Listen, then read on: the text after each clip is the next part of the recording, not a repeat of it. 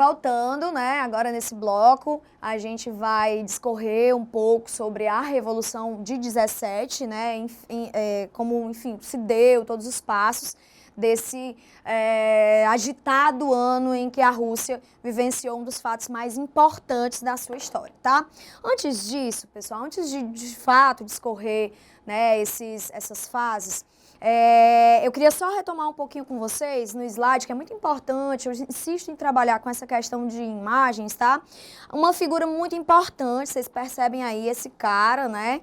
Super sério, super, enfim, sisudo, né? Mas uma figura extremamente importante para os bolcheviques, tá? Esse cara, né? Vocês, enfim, devem já ter escutado falar, foi o grande líder, né, da Revolução Russa de Outubro, foi o grande líder também do chamado Exército Vermelho, que vocês vão já entender, e foi também o cara, enfim, que deu o up, digamos, para a Revolução Socialista da Rússia em 1917, tá? Vladimir Lenin, esse cara, ele foi o grande nome dessa ala. Lembrem, só lembrando um pouquinho, aquela divisão do Partido Operário Social Democrata que aconteceu, dividiu em duas alas, em dois grupos, né? Os mencheviques, os bolcheviques, é importante não esquecer isso, tá? E este cara, o Lenin, foi o grande líder desse grupo, tá? E também um dos grandes líderes aí do processo revolucionário, ok? Bom, uma outra coisa que eu queria retomar um pouquinho, tá? São essas imagens também nesse slide, né? Que essa questão das imagens são importantes, tá? Lembra lá do Domingo Sangrento que eu falei pra vocês, né? Pois é, essa que a gente tem... desculpa aqui, deixa eu só voltar... Só um instante. Essas imagens, elas são importantes, né, para a gente perceber, ter essa visibilidade, para não ficar também só nessa parte mais teórica, tá? A gente precisa dar uma olhadinha nessas imagens, né, no ato do Domingo Sangrento, né, a organização das pessoas em frente ao Palácio do Czar, né, e o momento também aqui nessa segunda imagem, o momento da dispersão. A terceira imagem também, aqui o momento em que, um momento muito importante, que foi com essa reação violenta do Czar, isso ocasionou greves gerais, isso ocasionou também um levante dentro das Forças Armadas, e isso foi um sinal muito importante para o Czar de que esse levante dentro das Forças Armadas significaria que, inclusive, essa estrutura poderia abandonar o Czar em um processo revolucionário, tá? Esse levante, né, dentro das Forças Armadas, como eu já disse para vocês, ele foi retratado em um filme muito interessante, tá? Que é o chamado Encouraçado Potemkin, tá? O que é esse Encouraçado Potemkin? Era um navio da esquadra russa, tá? Enfim, onde era uma das, como é que eu posso dizer para vocês? Um importante aliado do Czar, né, eram as Forças Armadas, e esse encouraçado, né, esse navio, as pessoas, enfim, acabaram deflagrando, né, em alto mar, uma revolta contra os abusos de poder do Czar, tá? E esse acontecimento, ele foi filmado em 1925, né? Ele foi retratado em 1925 por um dos maiores cineastas russos, né? Que é o Sergei Eisenstein, né? Ele produziu, enfim, grandes obras, tá?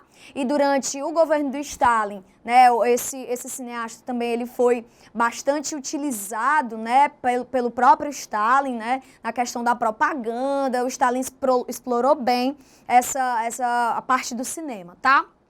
Bom, mas agora vamos ao que realmente interessa, que é a questão aqui das fases da Revolução. Eu disse para vocês que a participação da Rússia na Primeira Guerra Mundial foi drástica, foi dramática, foi calamitosa, tá?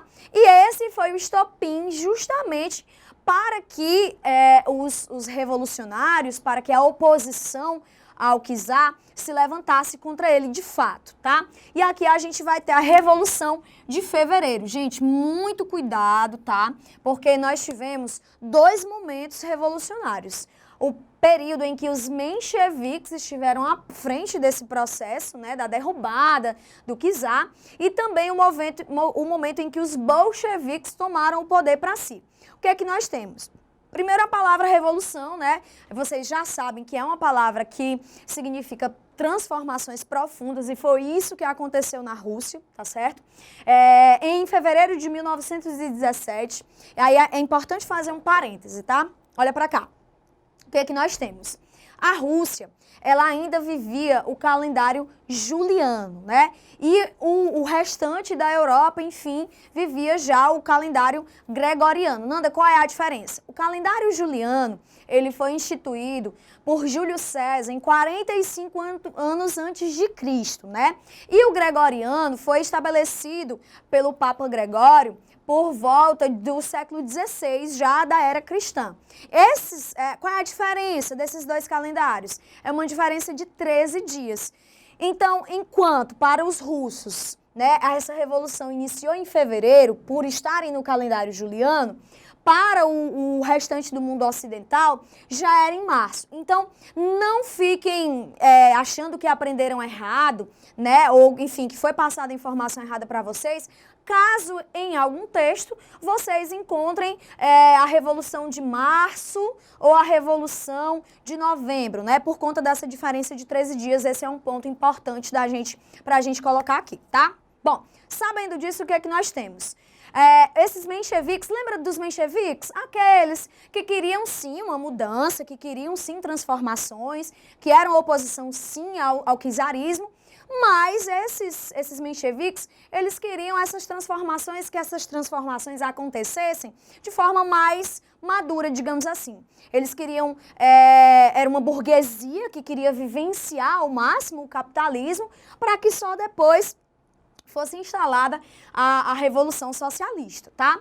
E são esses mencheviques que tomam a frente, né, que derrubam o czar, né, que prendem a família real, né, o czar Nicolau II, a sua esposa, os seus filhos. E aí, a gente percebe que, primeiro, os mencheviques não tiram a Rússia da Primeira Guerra Mundial, o que deixa os bolcheviques extremamente descontentes. A Rússia não saindo da Primeira Guerra Mundial, a coleção de desastres, a coleção de gastos exorbitantes e de derrotas também frente à Alemanha, todos esses fatores continuam acontecendo porque os mencheviques não negociaram a saída da Rússia da Primeira Guerra Mundial. Sem falar também, pessoal, que não foi de pronto instaurado, por exemplo, uma reforma agrária, que era a grande pauta, né, dos revolucionários, da oposição ao czar, era a questão da estrutura fundiária da Rússia no início do século XX, né, onde a nobreza detinha a maior parte da terra, né, da terra na Rússia. E aí o que acontece? Por essas falhas, né, por esses, como é que eu posso dizer para vocês, por essas faltas, né, que os mencheviques cometeram, Lenin, que estava exilado, Lenin, o líder dos bolcheviques, que estava exilado, volta para a Rússia, né, após a queda do czar, volta para a Rússia, e em abril desse ano, de 1917, ele lança, né, as tão famosas teses de Abril. Essas teses de Abril, pessoal, foi um golpe de mestre realmente de Lenin, tá? Onde essas teses de Abril se resumem a paz, terra e pão. Nanda, o que significam essas três palavras para a Rússia no ano de 1917? Tudo. Significa tudo. Por quê? Percebam, a Rússia, mesmo com a queda do czar, se mantinha na Primeira Guerra Mundial. Então, Lenin propunha a paz para que a Rússia se retirasse da guerra. Terra, o que foi que os mencheviques não fizeram com relação à estrutura fundiária? A reforma agrária. Então aqui Lenin propõe sim essa reformulação, né, essa revolução, digamos assim, onde a terra seria distribuída por os camponeses para os trabalhadores. E pão. Gente, a Rússia vinha desde o início do século XX passando por intensas crises econômicas, né? E em 1917, com a participação da Rússia na Primeira Guerra Mundial, a gente percebeu uma crise de abastecimento. Nós percebíamos que a produção agrária estava sendo prejudicada por conta, enfim, do volume de camponeses que foram redirecionados para os campos de batalha. Então a Rússia vivia uma extrema pobreza, uma crise de abastecimento profunda, provocando fome. E em um período de crise, quem é que sofre mais? São as pessoas mais humildes, são as pessoas com poder aquisitivo menor. Então quem sofria mais era o campesinato. Quem sofria mais era o trabalhador urbano, né? Quem pagava altos impostos também eram eles, tá? Então, o Lenin, quando lança essas teses de Abril, ele dá uma nova força, digamos assim, para essa revolução, tá? Eu queria que a gente desse uma olhadinha agora no slide também, que é muito importante a gente perceber uma figura. Eu queria até, inclusive, voltar um pouquinho o assunto, tá? Nessa figura que vocês estão vendo aí no slide, de um cara chamado de Rasputin. Nada. Lembra daquela questão como é que eu posso falar para vocês? A perca de influência, a oposição que crescia em relação ao czar e tudo mais. A situação, galera, se agrava justamente com a figura desse cara. O czar Nicolau II, ele tinha um filho, tá? Alexis, era o herdeiro, o único filho homem que ele tinha e, portanto, o seu único herdeiro, digamos assim, tá? Só que ele tinha um problema, que era a hemofilia, né? A hemofilia é aquela dificuldade na coagulação do sangue, aonde a pessoa, o nosso organismo tem dificuldade em controlar hemorragias, tá? E aí, quem cuidava do filho do czar Nicolau II era o Rasputin. O Rasputin, as pessoas criavam um misticismo muito grande em relação a ele, tá? Chamavam de mago, né? Enfim, que ele tinha relação com, enfim, né? Que ele era mágico, né? Que ele tinha uma procedência duvidosa, tá? As pessoas descobriram, o povo russo descobriu que ele tinha uma forte influência sobre a czarina Alexandra.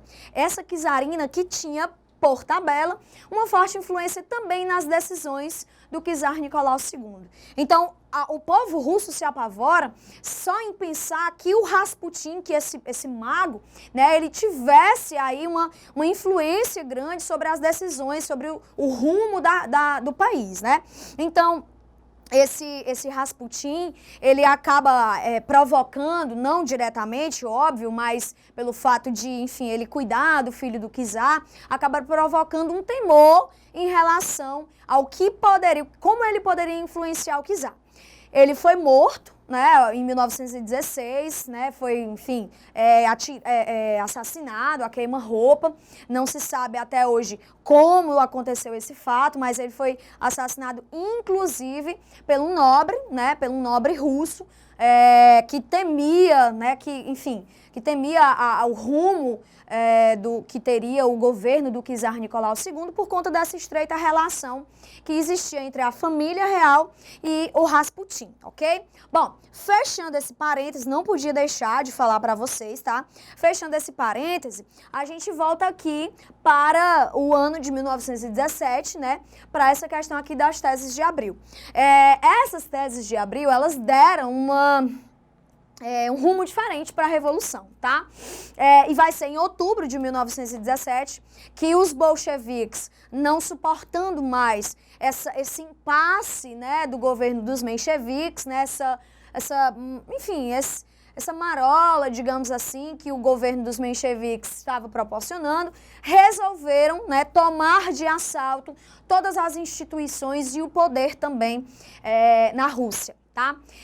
Essa Revolução de Outubro, tá? Ela foi comandada pelos bolcheviques, aqueles que queriam transformações mais profundas, aqueles que queriam uma reforma agrária, aqueles que queriam, enfim, acabar com todos os privilégios, seja do clero, da nobreza, da própria burguesia mais conservadora que existia na Rússia, tá?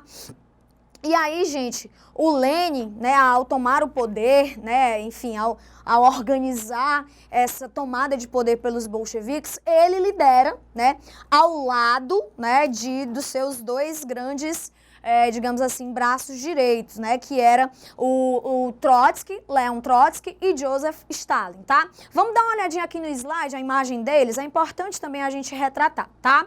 Gente, Leon Trotsky, né, aí vocês estão vendo, ele era um cara que quando os bolcheviques tomaram o poder, ele cuidou, passou a ser o responsável por cuidar dos assuntos externos, né, que a Rússia, enfim, das relações que a Rússia tinha e tal, e o Joseph Stalin, né, um dos grandes nomes aí da história, um dos caras, enfim, um dos grandes ditadores, né, da história russa, tá?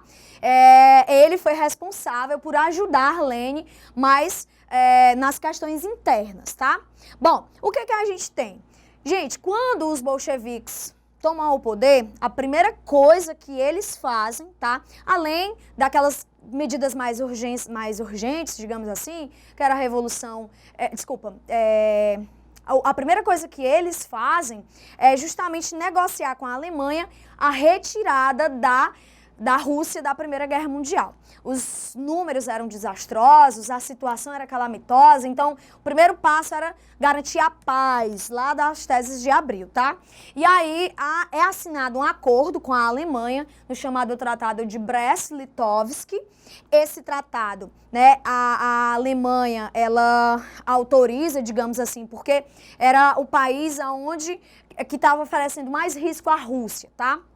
E aí é assinado esse tratado, embora a Rússia perdeu partes de onde hoje é a Letônia, a Estônia, a Lituânia, Finlândia, uma parte da Polônia também, eles abriram mão desses territórios para poder garantir a paz para a Rússia, tá? Então, em 1917, a Rússia sai da Primeira Guerra Mundial, assinando esse tratado com a Alemanha chamado de Brest-Litovsk, ok? Beleza?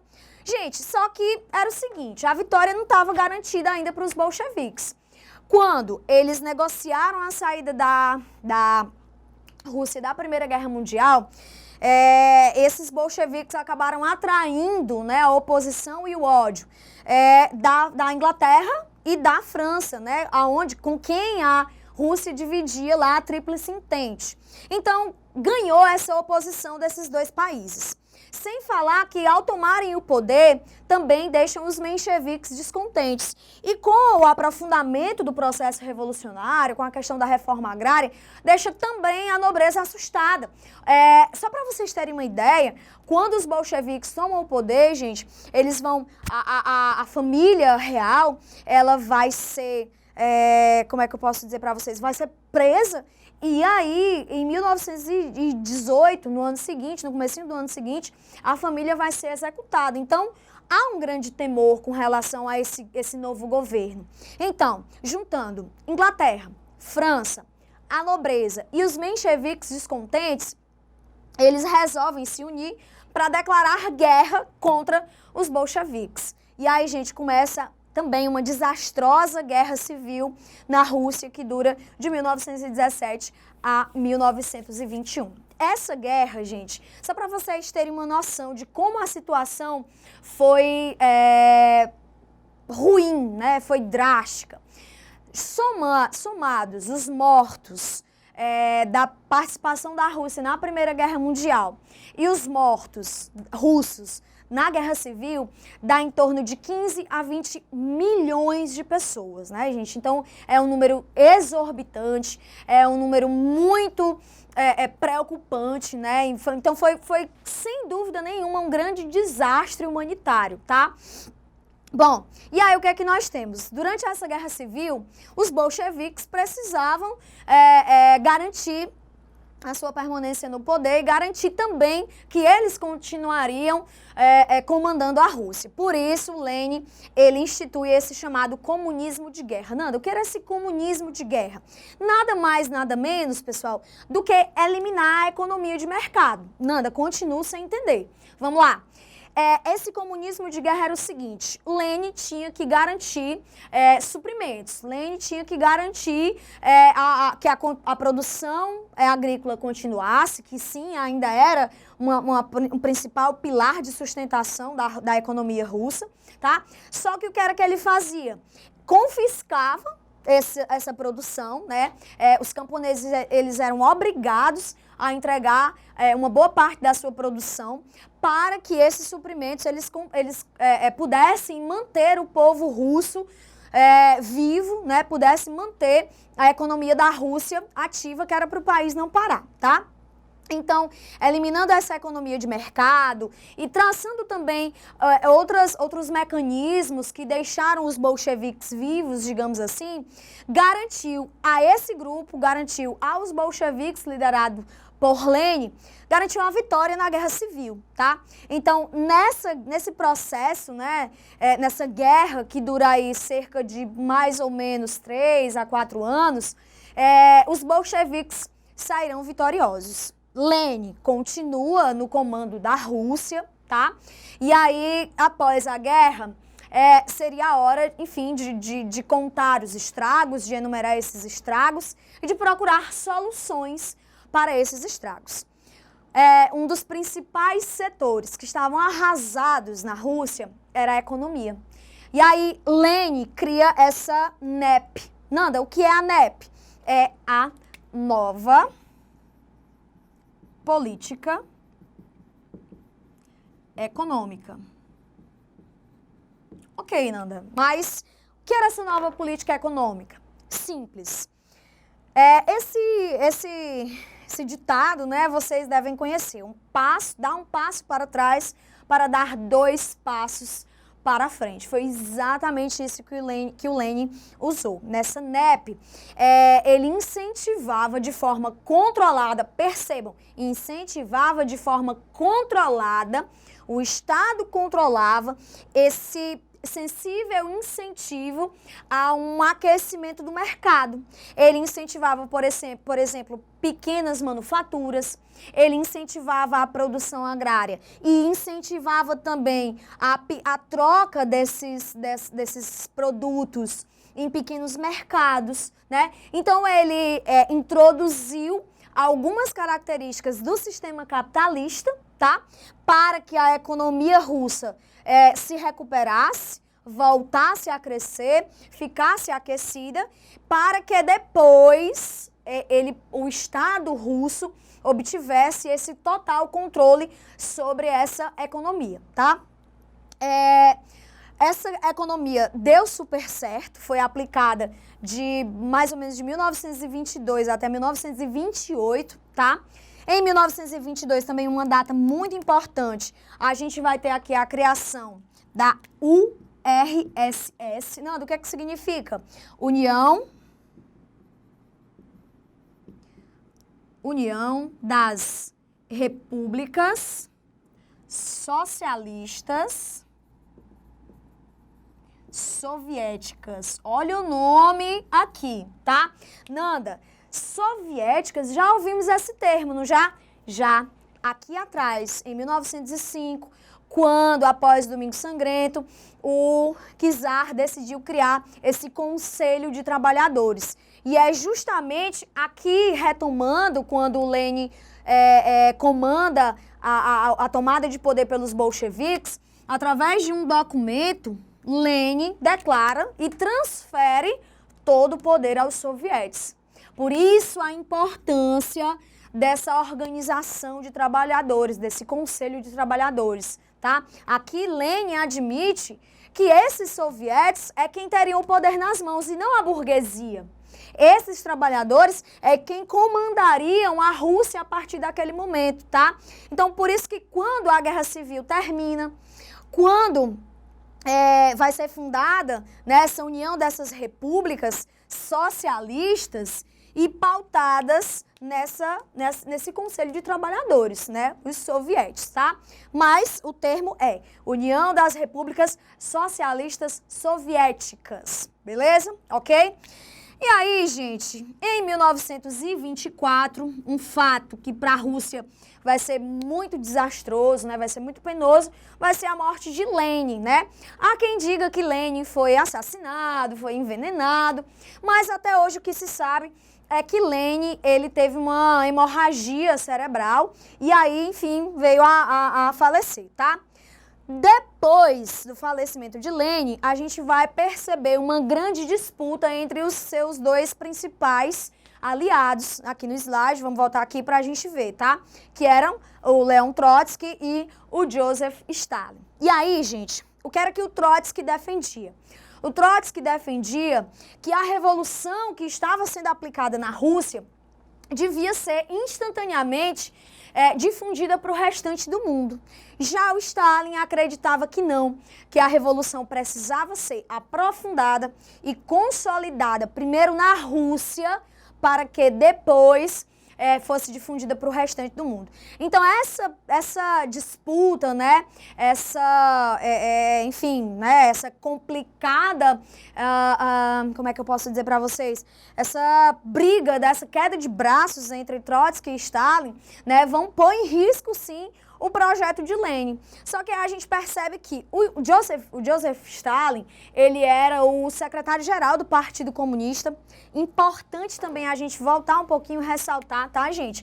Aqui, vou colocar aqui no cantinho, tá? Em 1917, no ano da Revolução, foi criado o Partido Comunista Russo. Tá? Uma importante data também não podemos esquecer, certo? E o Stalin, Joseph Stalin, ele era o secretário-geral desse Partido Comunista. Então, internamente na França, ele tinha, na Rússia, ele tinha muito mais influência do que o próprio Trotsky, né? Isso fez com que ele tivesse mais força dentro do partido e fez também com que fosse ele o sucessor de Vladimir Lenin, tá? O Trotsky, ele foi expulso da Rússia, né, pelo próprio governo de Stalin. Ele foi, enfim, começou a ser perseguido e aí foi exilado, exilado para o México. Fora da Rússia, né? Ele continuou denunciando os abusos, o autoritarismo de Stalin, do governo de Stalin. E aí, ele era uma grande ameaça para o Stalin fora da Rússia, fora da União Soviética. E aí, devido a todo esse movimento que ele fazia fora da Rússia, ele foi, em 1940, assassinado no México, né? Provavelmente a mando de Stalin, ok? Bom, e aí, gente, é importante para a gente encerrar, para a gente, enfim, se encaminhar para as informações finais, é necessário a gente entender esse governo do Stalin. O Stalin, ele vai governar, pessoal, até 1953, quando ele morre, tá? Esse governo do Stalin, principalmente nos anos iniciais, ele foi um governo pautado nos planos quinquenais. Ele cancela a nova política econômica aplicada pelo Lenin, e aí ele substitui pelos planos quinquenais. O que quer dizer isso? Eram metas estabelecidas e essas metas deveriam ser alcançadas de 5 em 5 anos, né? Por exemplo, o primeiro plano quinquenal do Stalin vai de 28 a 33. E a primeira grande meta desse primeiro plano quinquenal era o desenvolvimento da indústria pesada, né, de siderurgias, da metalurgia, da produção de máquinas, né? Então a Rússia, a União Soviética como um todo, investe pesado nesse desenvolvimento industrial, tá? O segundo plano quinquenal, né, ele continua garantindo esses avanços tecnológicos e vai ser nesse período que é construído o metrô de Moscou, né, que, enfim, existe até os dias de hoje e para aquele tempo, para a década de 30, foi uma produção, foi um desenvolvimento, uma locomoção revolucionária, tá? E aí o Stalin continua nesses planos quinquenais. O terceiro, por exemplo, vai investir nas indústrias mais finas, digamos assim, na indústria química e tal. E a gente percebe que esse governo, apesar de estar totalmente envolvido pelo autoritarismo, pelo um governo ditatorial, apesar de estar totalmente envolvido num governo que era construído em cima do medo, de propagandas, né? Ele utilizou de forma exorbitante o cinema. A gente percebe que mesmo assim, e isso não é uma justificativa para o autoritarismo ou para o governo agressivo que o Stalin foi, mas mesmo assim a Rússia alcançou níveis estratosféricos no quesito economia, tá? A Rússia se desenvolveu de forma extremamente invejosa, digamos assim, tá? Esse desenvolvimento foi invejável, tá? E aí, gente, existe um historiador que gostaria de citar aqui no finalzinho, pra gente arrematar, um historiador chamado de Eric Hobsbawm. O Eric Hobsbawm, ele tem um livro, né? Aliás, ele tem uma coleção, e um dos livros dessa coleção é chamado de O Breve Século XX, né? Ele chama de O Breve Século XX pelo número e o volume de fatos que aconteceram, enfim, que mudaram totalmente a história da humanidade, como a própria Revolução Russa, como a Primeira Guerra Mundial, como a crise de 29, como os regimes totalitários, a gente vai bater um papo depois sobre isso, a Segunda Guerra Mundial. Então, ele dá ao livro esse título de O Breve Século XX pelo volume de coisas importantes que aconteceram em um período de tempo tão curto, tá? E é nesse livro que ele faz uma reflexão sobre o que foi a Revolução Russa e qual a importância dessa revolução. E nessa reflexão, ele diz o seguinte: durante muito tempo, o socialismo soviético foi uma opção ao sistema capitalista. E durante muito tempo, os próprios capitalistas acreditaram no triunfo do socialismo soviético, tá? E aí a gente percebe que quando o Stalin morre, né, acontece um processo de abertura política, de abertura econômica, tá? E se encaminha aí para o desfecho, né, para o fim, digamos, da União Soviética, tá? A gente pode bater um papo sobre isso depois, tá? Então, para encerrar, uma retomada bem resumida, tá? A gente vai ter dois momentos da Revolução Russa de 1917, a Revolução de Fevereiro, comandada pelos mencheviques, a Revolução de Outubro, comandada pelos bolcheviques. Entre esses dois períodos, a gente vai ter as teses de abril, paz, terra e pão, não esqueçam o significado dessas três palavras, tá? Depois que os bolcheviques, em outubro de 17, tomam o poder, a Rússia, enfim, se mergulha numa profunda e desastrosa e calamitosa guerra civil, que dura até 21. Nessa guerra civil importante, bolcheviques versus mencheviques, né? Esses mencheviques apoiados pela França, pela Inglaterra, apoiados também pela nobreza russa, tá? Montaram o chamado Exército Branco para tentar derrotar os bolcheviques no chamado Exército Vermelho, tá? Sabemos que os bolcheviques levaram a melhor, ganharam a guerra, né? Vai ser nesse processo, né, em que depois da guerra que o Lenin cria a ANEP, a nova política econômica, tá? Com a introdução de alguns elementos capitalistas para recuperar a economia da Rússia.